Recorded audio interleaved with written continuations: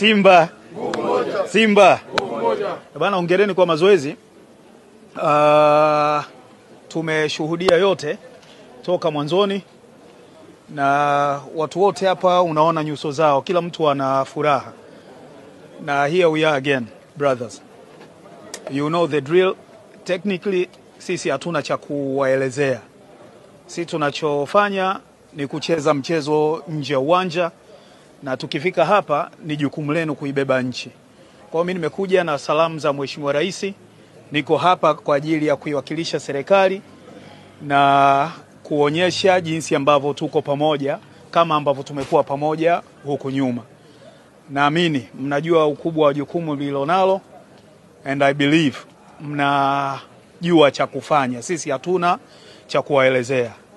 I do believe kwamba tutapata matokeo kesho kama ambavyo tutapata matokeo kwenye mechi ya pili. All I'm asking from you ni kuweka Simba kwenye mioyo yenu, kuweka Tanzania kwenye mioyo yenu, na mtuwakilishe vilivyo. Tulikuwa na ugeni wa Mheshimiwa Naibu Waziri Mkuu hapa Morocco, na amenipa salamu kwamba alitaka kuja kuwasalimia, lakini ratiba ilibana. Alitaka kuja kabisa Berkane kuwasalimia na kujumuika na nyinyi kwa namna moja ama nyingine, lakini ratiba imekuwa ngumu, lakini anawasalimia sana na anawatakia kila laheri kwenye mchezo wa kesho. Kwa hivyo mambo mengi yanaendelea, naomba mzibe masikio. Jukumu lenu ni dakika 90. Haya mengine kuna watu wengine ambao tutakuwa tunayafanya.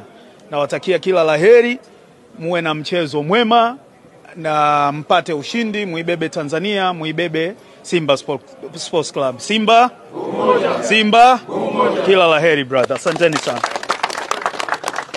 Ubaya ubwela.